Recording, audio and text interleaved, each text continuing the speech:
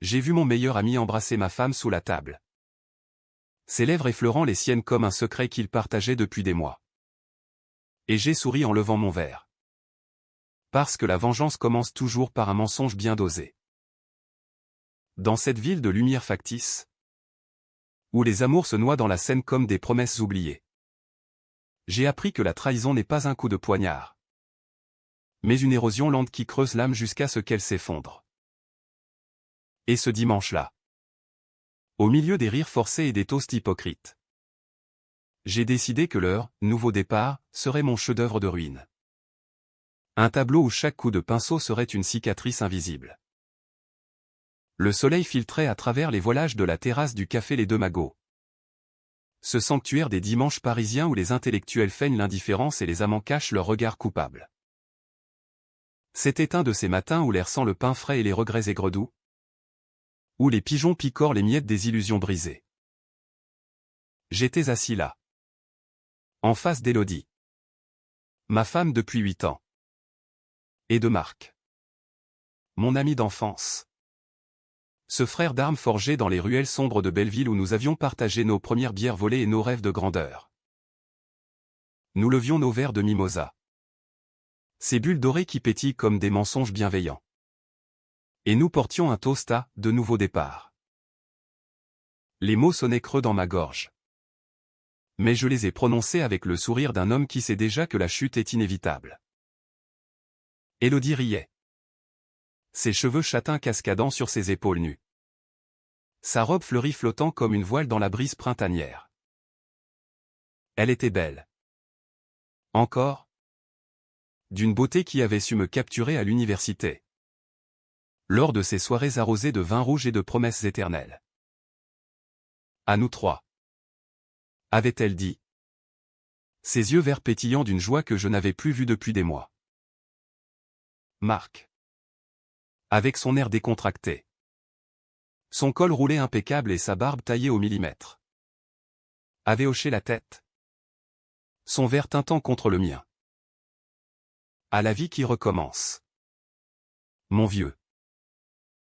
Sa voix était chaude. Complice. Comme toujours. Mais sous la table. J'avais vu. Ses chevilles effleuraient la sienne. Un geste anodin pour les profanes. Mais pour moi. C'était le fil tendu d'une toile d'araignée que j'avais commencé à démêler des semaines plus tôt. Tout avait commencé par un détail insignifiant. Un de ces grains de sable qui irritent l'huître jusqu'à ce qu'elle produise une perle empoisonnée. J'avais trouvé un message sur son téléphone. Abandonné sur la table de nuit après une nuit d'amour mécanique. Où nos corps se cherchaient sans se trouver. Rendez-vous discret ce soir? Baiser. M. Pas de nom complet.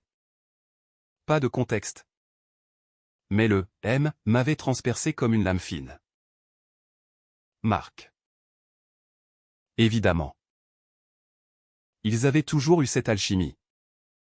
Une étincelle que j'attribuais à leur enfance commune. À ces souvenirs que je partageais avec eux comme un trophée collectif. Mais ce soir-là, alors que je relisais le message dans le noir de notre appartement haussmannien du Marais, j'avais compris, ce n'était pas de la complicité. C'était de la convoitise. Je n'ai pas crié. Pas de scène théâtrale. Pas de vase brisé contre le mur comme dans ces drames bourgeois que l'on joue au théâtre de l'Odéon. Non. J'ai refermé le téléphone. Je l'ai reposé exactement comme elle l'avait laissé. Et j'ai attendu. La vengeance? Ai-je appris dans les livres jaunis de la bibliothèque de mon père un avocat raté qui avait passé sa vie à ruminer ses défaites? N'est pas un feu d'artifice, c'est une braise qui couve. Qui consume de l'intérieur. Le lendemain, j'ai commencé à observer. Les regards volés lors des dîners. Les excuses pour des réunions tardives, qui sentaient le parfum de Marc, un musc boisé. Trop cher pour un simple ami. Élodie rentrait avec les joues rosies. Prétextant le froid de la nuit. Mais je voyais les marques, une égratignure sur le cou. Un sourire trop éclatant le matin. Ce brunch était le point culminant de leur audace. Ils pensaient que j'étais aveugle. Ou pire, indifférent. Peut-être que je l'étais. Au début. Notre mariage s'était mué en une routine confortable. Comme ces cafés parisiens où l'on commande toujours le même croissant. J'étais consultant en finance. Enchaînant les tableurs et les voyages d'affaires à la Défense. Pendant qu'Élodie, galeriste indépendante, papillonnait dans les vernissages de Montmartre. Croisant des artistes maudits et des mécènes aux poches pleines. Marc, lui, était le Golden Boy, architecte en vogue. Avec ses projets éco-responsables qui ornaient les couvertures de l'architecture d'aujourd'hui. Il avait tout, le talent, le charisme. Et maintenant, ma femme. Raconte-nous ton dernier voyage. Alexandre avait lancé Élodie. Sa main effleurant celle de Marc sous prétexte de passer le sucre. J'ai souri. Avalant une gorgée de mimosa qui brûlait comme de l'acide. Oh. Rien de passionnant. Juste des chiffres. Des contrats. Des hommes en costard qui se mentent en souriant. Ma voix était légère. Mais mes yeux les transperçaient. Marc a ri. Un rire franc qui sonnait faux. Toi. Toujours le cynique. C'est pour ça qu'on t'aime. On t'aime. Les mots planaient comme une moquerie. J'ai hoché la tête. Et en cet instant, j'ai scellé leur sort. Pas de violence brute. Non. Ma revanche serait subtile. Psychologique. Un scalpel qui disséquera leurs âmes jusqu'à ce qu'ils implorent la vérité. La terrasse bruissait de conversation, une vieille dame lisant Le Monde. Un couple d'Américains commandant des œufs bénédicts avec un accent chantant. Un serveur glissant entre les tables comme un fantôme bienveillant. J'ai sorti mon téléphone. Prétextant un appel urgent. Et j'ai envoyé un message à un contact anonyme, un hacker freelance rencontré lors d'une conférence à Cannes. Un type discret qui trafique dans les ombres numériques pour des honoraires en Bitcoin. Phase 1, surveillance renforcée. La réponse est arrivée en secondes, confirmée. Accès au mail en 48H. Marc et Élodie continuaient à badiner. Ignorant que les fils de leur toile se resserraient autour de leur cou. Lorsque nous nous sommes levés pour partir. Élodie m'a embrassé sur la joue. Un baiser fraternel qui puait l'adultère. Merci pour ce brunch. Chérie. C'était parfait. Parfait. Le mot m'a fait grincer des dents. Marc m'a serré la main. Son regard fuyant le mien. À bientôt. Vieux. On se refait ça. Oh. Oui. Me suis-je dit en les regardant s'éloigner bras dessus bras dessous, un geste innocent pour les passants. On se refait ça. Mais cette fois.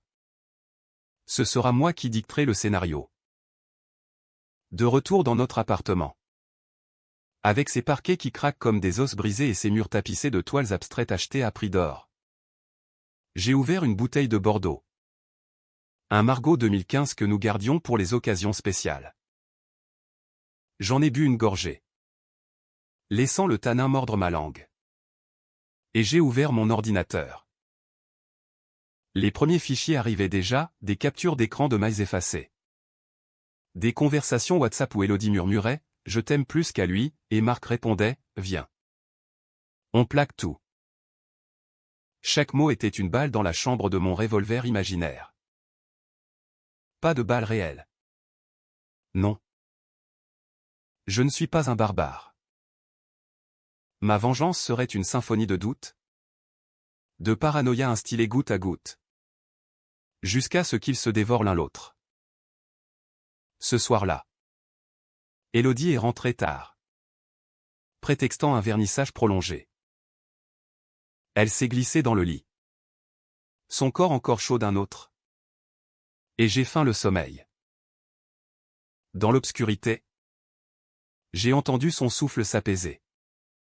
Et j'ai murmuré pour moi-même, bienvenue dans l'acte 1. Ma chère.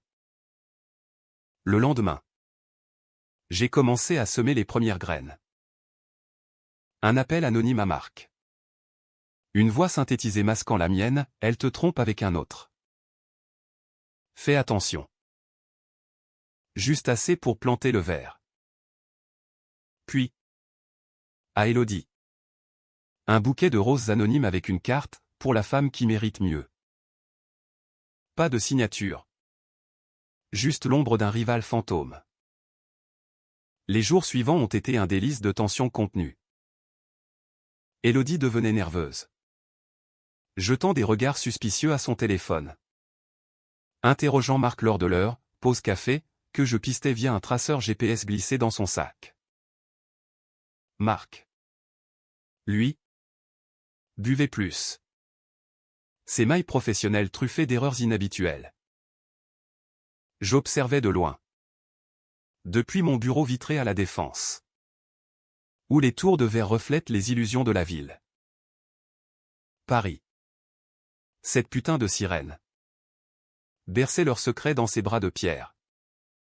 Mais j'étais le marin qui tirait les ficelles. Un mois après le brunch. La première fissure est apparue. Nous dînions dans un bistrot du quartier latin. Un endroit cosy avec des nappes à carreaux et des chandelles vacillantes. Élodie a posé sa fourchette. Ses yeux rougis. Alexandre. On doit parler. Mon cœur a battu plus fort. Non de peur. Mais d'anticipation. Qu'y a-t-il? Ma chérie? Elle a hésité. Triturant sa serviette. Je pense qu'on s'est perdu.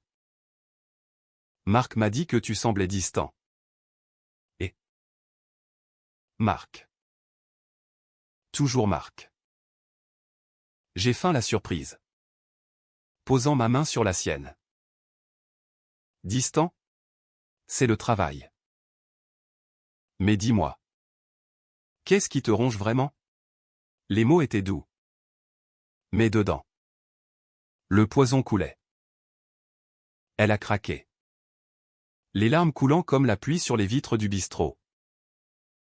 J'ai l'impression qu'il y a quelqu'un d'autre. Des messages.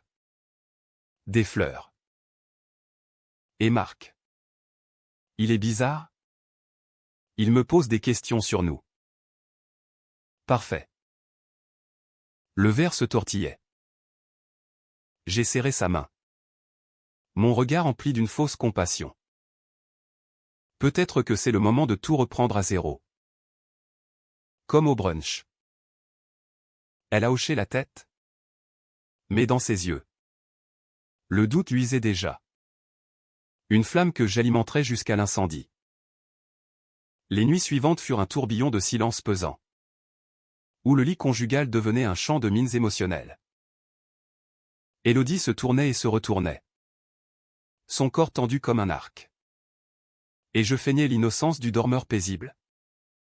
Écoutant ses murmures incohérents dans le noir. Marc. Non. Prononçait-elle parfois. Et chaque syllabe était une victoire pour moi. Un pas de plus dans cette danse macabre que j'orchestrais depuis les coulisses. Paris.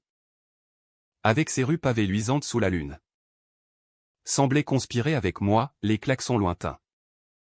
Les rires étouffés des bars de nuit. Tout cela formait la bande-son de leur descente. J'ai accéléré le rythme.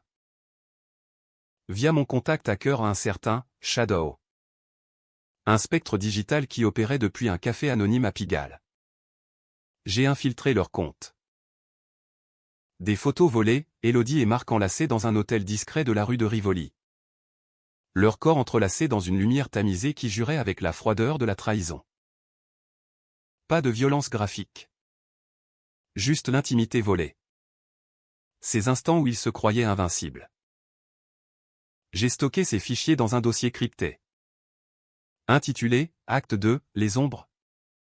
Attendant le moment propice pour les libérer comme des fantômes. Au bureau.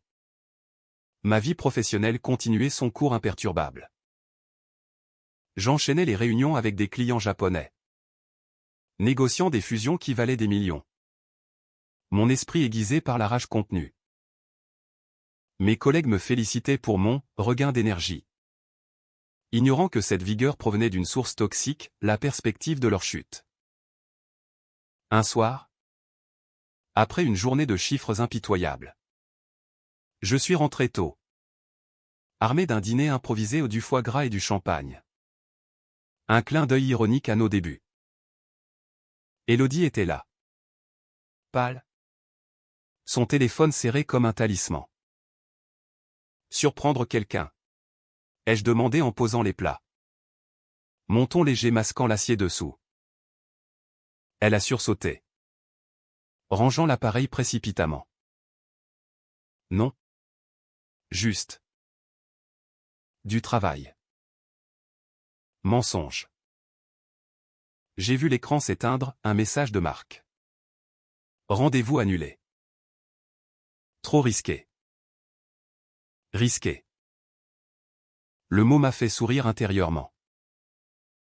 J'ai versé le champagne, les bulles montant comme des regrets. À nous? Alors. À la vérité. Elle a trinqué. Mais ses lèvres tremblaient. Ce soir-là. Pour la première fois depuis des mois. Nous avons fait l'amour. Pas par passion, mais par habitude empoisonnée. Son corps sous le mien était distant. Ses gémissements forcés. Et je me suis surpris à penser à Marc. À la façon dont je le briserais. Le lendemain. J'ai frappé plus fort. Un mail anonyme à Marc. Depuis une adresse jetable, pièce jointe des photos. Avec un sujet laconique, elle en a un autre. Et toi? Pas de texte? Juste les images qui hurlaient. J'imaginais sa réaction. Dans son atelier lumineux du 11e arrondissement. Entouré de maquettes de bâtiments utopiques, le visage blêmissant. Les mains tremblantes sur la souris. Il a répondu à Élodie dans la foulée. Un message paniqué que j'ai intercepté, c'est qui ce type? Les fleurs. C'était lui? La paranoïa s'installait. Un virus que j'avais codé moi-même. Élodie. De son côté. Sombrait. Elle annulait des rendez-vous. Errait dans la galerie comme un spectre. Ses tableaux, ses abstractions tourmentées qu'elle adorait semblant la narguer.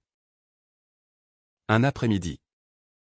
Elle m'a appelé en pleurs depuis un café près du Louvre. Alexandre. J'ai besoin de toi. Tout s'effondre. Je suis arrivé vite. Traversant la Seine bondée de touristes. Mon cœur battant au rythme de la vengeance. Elle était affaissée sur une chaise en rotin. Son maquillage coulant comme des larmes noires. Marc. Il me soupçonne. Et ses messages anonymes. Je me sens suivi. J'ai pris sa main. La serrant juste assez pour qu'elle sente ma présence. Mon contrôle. Raconte-moi tout. Et elle l'a fait. Par bribes, les doutes sur moi. Nos disputes étouffées. La façon dont Marc l'avait séduite lors d'une expo à Beaubourg.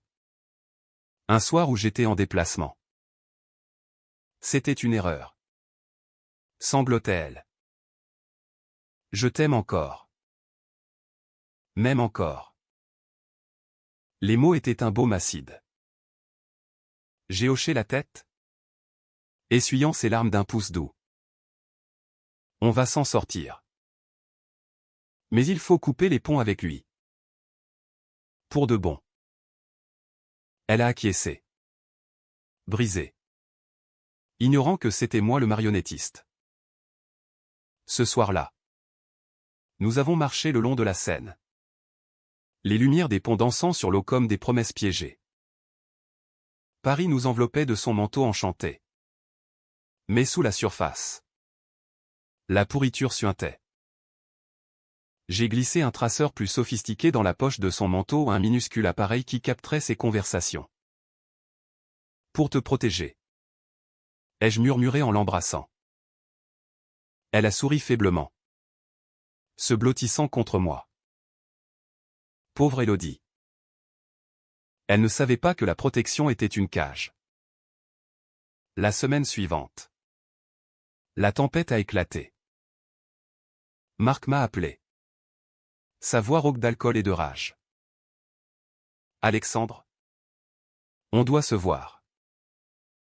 C'est urgent.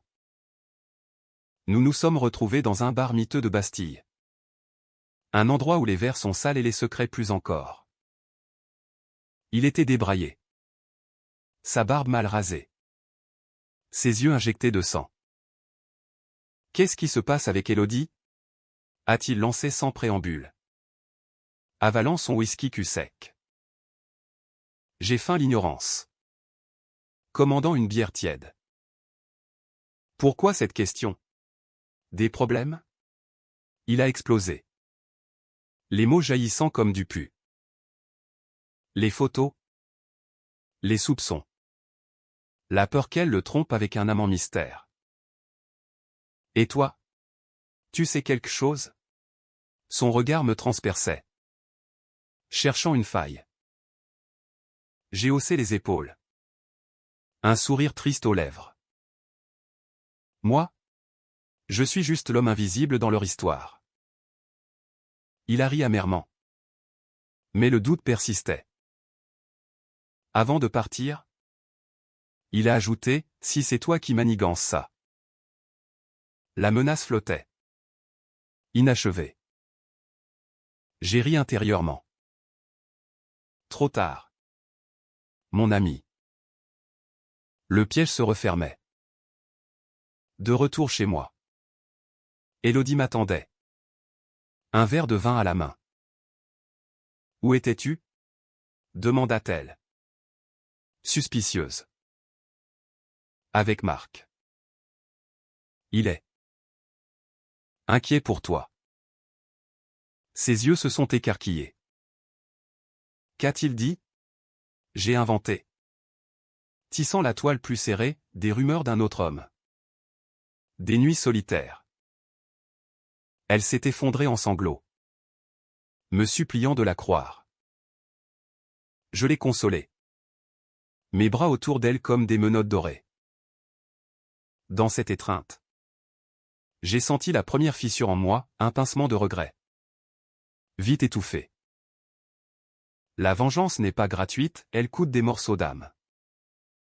Mais je n'ai pas arrêté.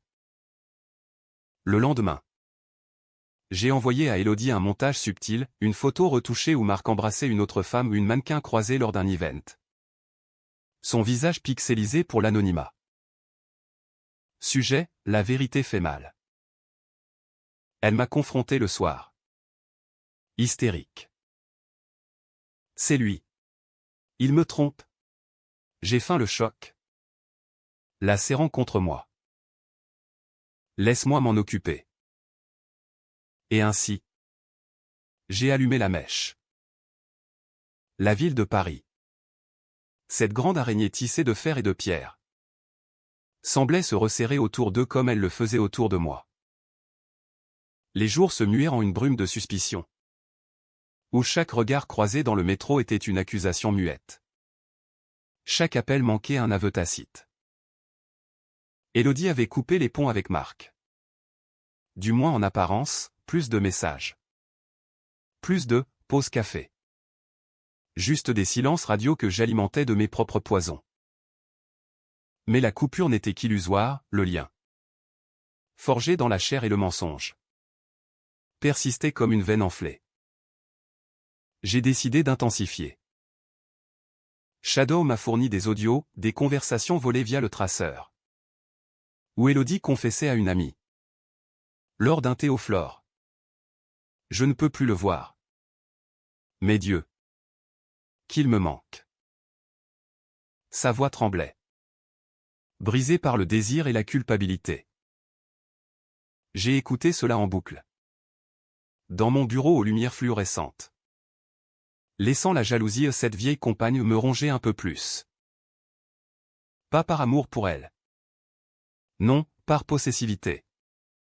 Par le besoin de rétablir un ordre que leur trahison avait brisé. La psychologie humaine est une machine fragile, poussez le bon bouton. Et elle s'emballe en spirale. Un vendredi pluvieux. J'ai orchestré la confrontation. J'ai invité Marc à un verre de réconciliation dans un lounge feutré de Saint-Germain-des-Prés. Un endroit où les fauteuils en cuir absorbent les confessions comme des éponges. Il est arrivé en retard. Trempé. Son imperméable goûtant sur le parquet ciré. Merci d'être venu. Ai-je dit en lui tendant un cognac. L'ambre tourbillonnant comme nos destins entremêlés. Il a bu d'un trait. Ses yeux fuyant les miens. Qu'est-ce que tu veux? Alexandre? Tout ça pue le piège. J'ai ri doucement. Posant les cartes sur la table métaphoriquement. Pour l'instant. Le piège? C'est toi qui as commencé. Non. Avec elle. Le silence qui a suivi était électrique. Chargé de la foudre imminente. Son visage s'est décomposé. Passant du déni à la rage en un battement de cils. Comment? J'ai haussé les épaules. Feignant une tristesse infinie. J'ai mes sources. Les mets? Les hôtels. Tout. Il s'est levé d'un bond. Renversant son verre. Espèce de salaud. Tu nous espionnes? Sa voix portait. Attirant les regards curieux des autres clients ou des bourgeois en costume sur mesure. Sirotant leur martini avec indifférence. J'ai murmuré. Bas et venimeux, non. Je protège ce qui est à moi. Et toi? Tu as volé. Il m'a giflé. Une gifle sèche qui a claqué comme un coup près. La douleur a explosé sur ma joue. Chaude et salée. Mais je n'ai pas riposté. Pas physiquement. Au lieu de cela. J'ai souri. Un sourire qui l'a figé. C'est tout? Une gifle pour 8 ans d'amitié? Pour ma femme? Il a balbutié des excuses. Des justifications à l'amour impossible. La routine de notre couple. Son propre divorce récent qui l'avait rendu vulnérable. Vulnérable. Le mot m'a fait ricaner intérieurement. Tout le monde l'est. Au fond. Nous avons parlé des heures. Ou plutôt. Il a parlé. Vidant son sac comme un ivrogne son dernier verre. Élodie était sa muse. Son oxygène, moi. J'étais le boulet. L'homme prévisible qui l'étouffait. J'ai écouté. Hochant la tête. Laissant chaque mot creuser sa propre tombe. À la fin.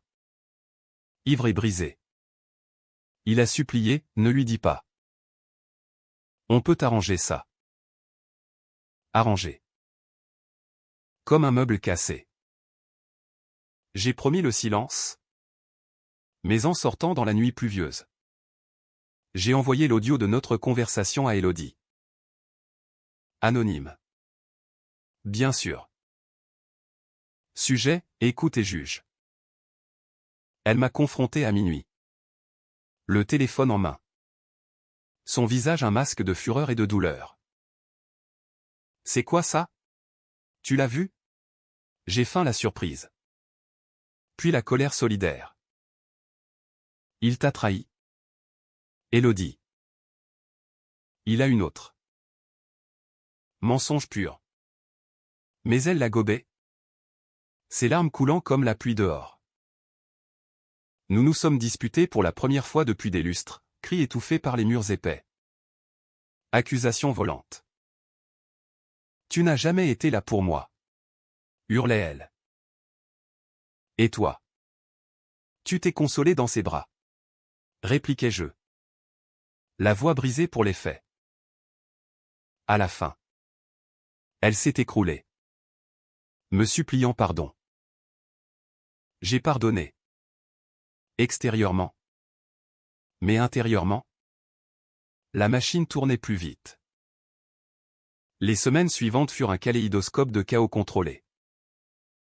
Élodie sombrait dans une dépression rampante, nuit blanche. Pilule pour dormir. Annulation de galerie. Elle me collait, cherchant réconfort dans mes bras. Ignorant que c'était moi le bourreau. Marc. Lui. S'effondrait professionnellement, un projet majeur annulé pour « erreur de jugement ». Des rumeurs de burn-out circulant dans les cercles architecturaux. J'ai alimenté le feu. Glissant des infos à un contact chez Le Figaro, un article anonyme sur « l'architecte prodige en crise personnelle ». Un soir, lors d'une réception au centre Pompidou, je les ai vus se croiser. Élodie. Radieuse en robe noire malgré tout. Marc.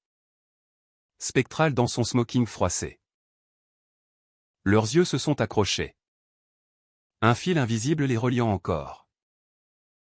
J'ai observé de loin. Un verre de chardonnay à la main. Tandis qu'ils échangeaient des mots hachés près d'une sculpture de caldaire. Puis, la rupture, elle l'a giflé. Un geste public qui a fait jaser les snobs.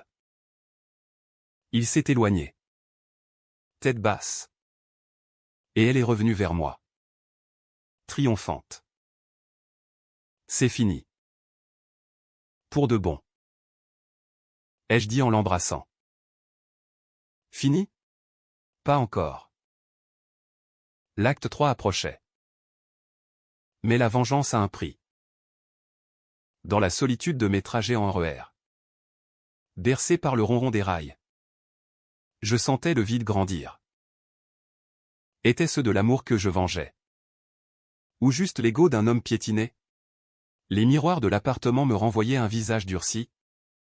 Des yeux cernés par l'insomnie. J'ai commencé à douter, et si je les aimais encore? Tous les deux?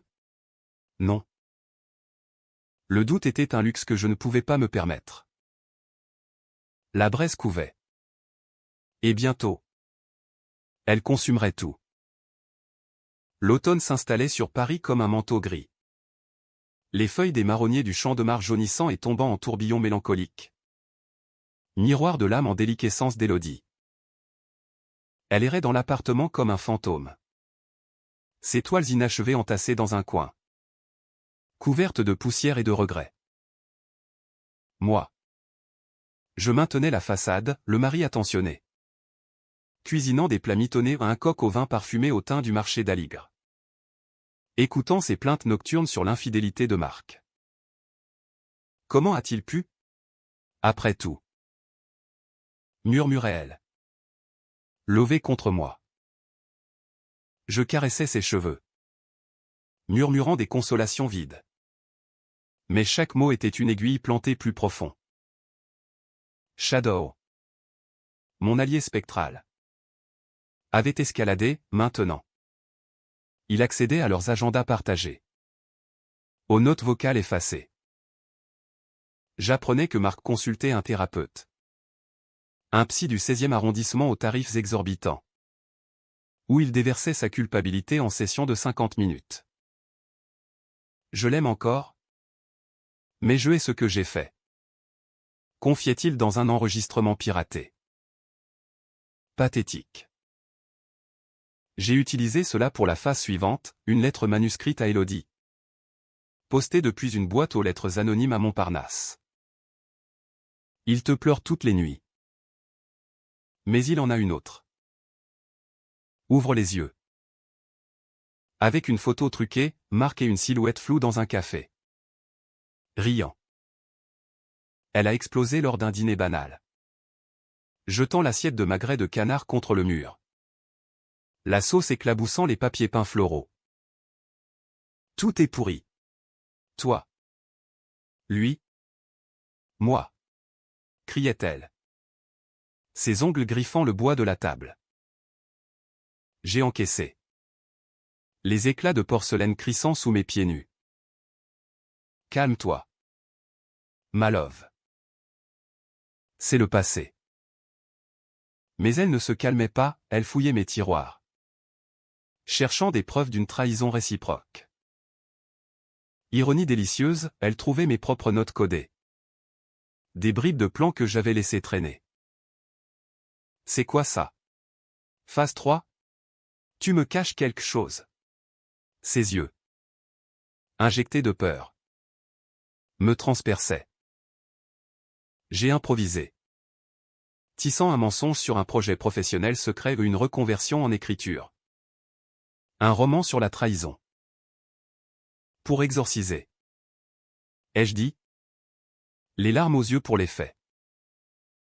Elle s'est adoucie. Nous nous sommes réconciliés sur le canapé. Un vin rouge coulant comme du sang. Mais le doute était planté en elle maintenant. Un parasite que j'arrosais de mes silences calculés. Dehors. La pluie martelait les fenêtres. Un rythme funèbre pour notre union factice. Marc. De son côté. Sombrait plus vite. J'ai appris par un ami commun à un éditeur phallo que nous côtoyions au vernissage qu'il avait perdu un contrat majeur avec la mairie de Paris. Trop instable. Murmuraient les ondes. Instable. Mon œuvre. J'ai décidé de le pousser au bord, un appel anonyme à son thérapeute. Feignant d'être un patient désespéré. Mon ami Marc trompe sa femme avec la mienne. Conseillez-moi. Le psy? Éthique ou pas? A dû en parler en session. Semant le chaos. Bientôt. Marc m'envoyait des messages ivres à 3 heures du matin, c'est toi. Tout ça. C'est toi. Je n'ai pas répondu. Au lieu. J'ai organisé une intervention. Invité Élodie et Marc à un dîner, pour clore le chapitre. Dans notre appartement même. Sous les lustres en cristal qui scintillaient comme des larmes figées. Elle a refusé d'abord. Paniqué. Mais j'ai insisté, pour guérir. Il a accepté. Las. Promettant de se tenir. Le soir venu. La table était dressée comme pour une exécution, bougie vacillante. 20 millésimés. Un gigot d'agneau rôti au romarin qui embaumait l'air d'une fausse normalité. Ils se sont retrouvés dans l'entrée. Un malaise palpable comme un brouillard. Élodie. A murmuré Marc. Tendant la main. Elle l'a ignoré. S'asseyant raide près de moi. Le dîner a été un supplice exquis, silence coupé de phrases polies. Regard fuyant. Mes questions piégées comme des mines. Et si on parlait franchement? Ai-je lancé au dessert? Un tiramisu saupoudré de cacao amer. Élodie a craqué la première, tu m'as brisé. Marc. Avec tes mensonges. Tes autres femmes. Il a pâli. Niant. Balbutiant sur les photos truquées. Puis. Le bombardement, il l'accusait d'avoir exagéré. Elle hurlait sur sa duplicité. Et moi. L'arbitre impartial. Je versais le vin. Attisant le feu. Ça a dégénéré en cri. En objet lancé une coupe de cristal brisée contre le mur. Du sang coulant du doigt d'Élodie. Marc s'est levé. Furieux, c'est lui. Alexandre. Il nous manipule. Le silence qui a suivi était assourdissant. Élodie s'est tournée vers moi. Ses yeux emplis d'un doute nouveau. Viscéral. C'est vrai? Ai-je demandé. Ma voix un fil tendu. J'ai ri. Un rire froid qui a gelé l'air. Bien sûr que c'est vrai. J'ai tout vu. Tout orchestré.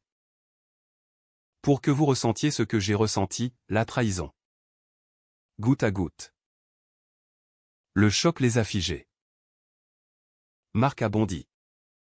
Me plaquant contre le mur.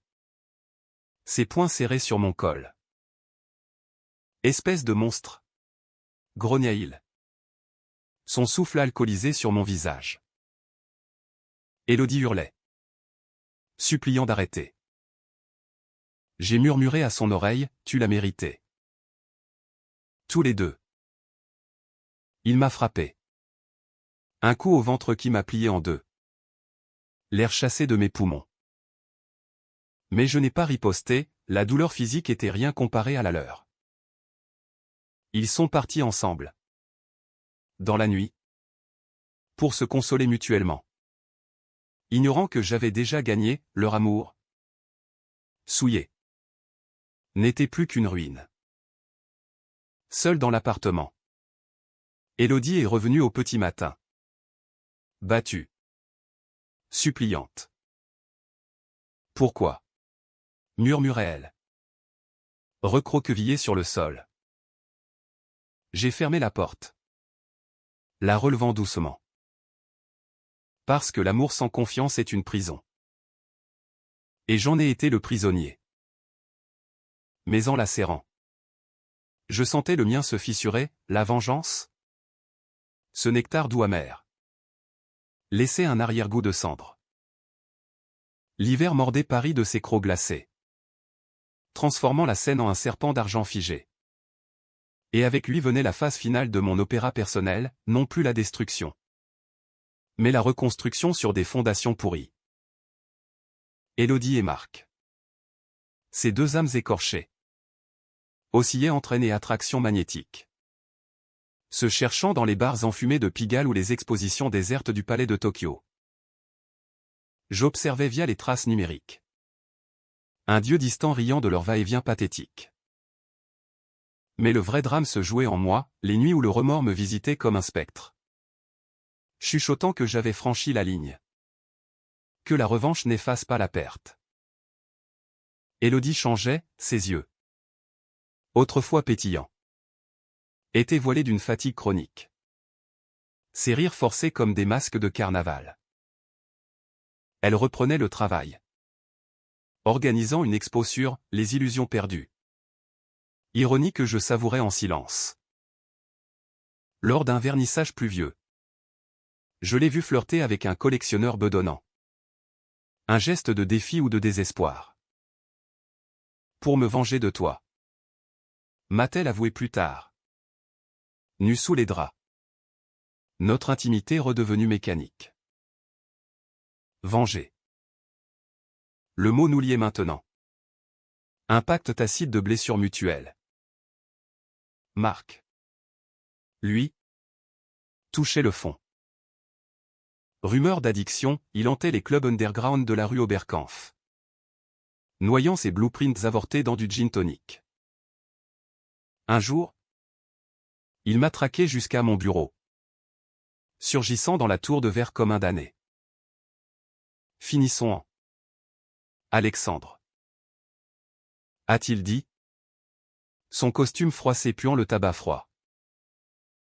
Nous nous sommes assis dans la salle de conférence vide. Les néons bourdonnant comme des guêpes. Il voulait la paix. Ou du moins une trêve, avouée. Pardonner. Repartir. Je l'aime. Mais pas au prix de tout détruire. Et toi? Tu es mon frère. Frère. Le mot a transpercé le cocon de ma rage.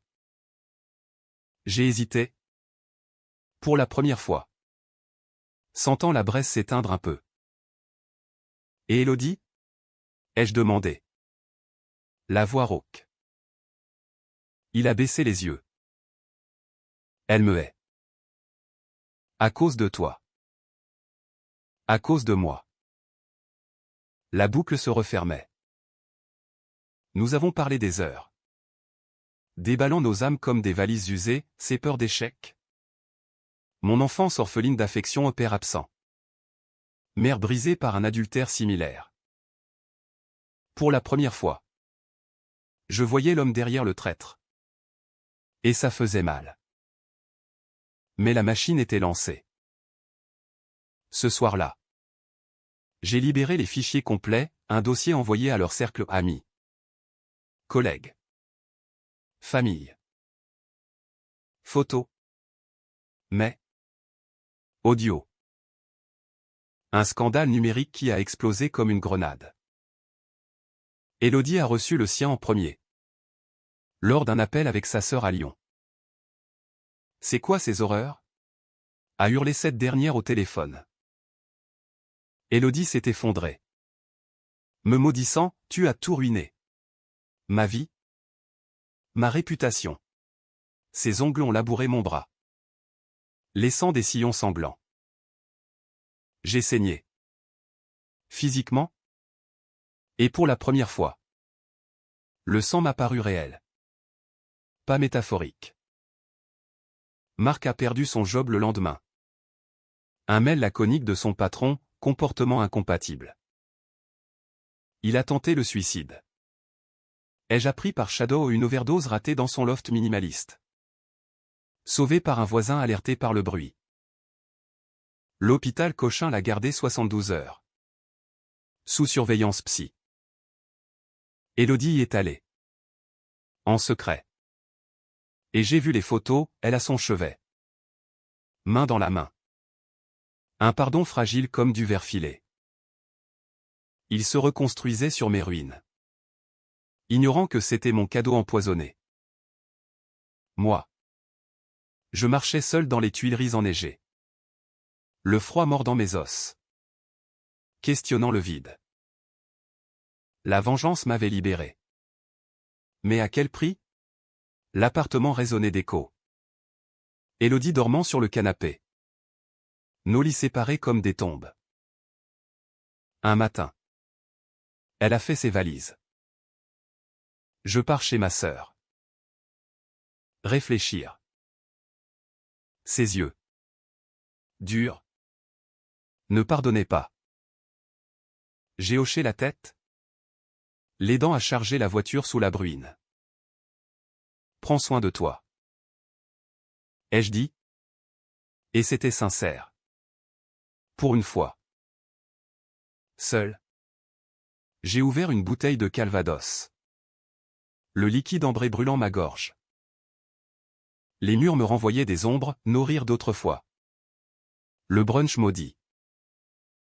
J'ai appelé Shadow, efface tout. Fin de mission. Mais il était trop tard, les cicatrices étaient gravées. Le printemps revenait. Timide.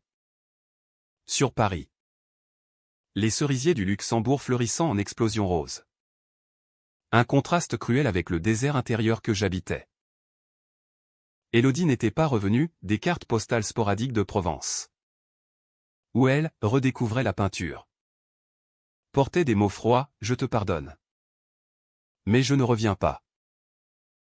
Marc avait disparu des radars, rumeur d'un départ pour Lisbonne. Fuyant les fantômes parisiens pour des azulejos et des fados mélancoliques. Moi. J'errais. Un fantôme parmi les vivants. Mon bureau devenu une prison de verre où les chiffres dansaient en moquerie. La vengeance achevée. Le vide s'installait. Un gouffre qui hurlait la nuit.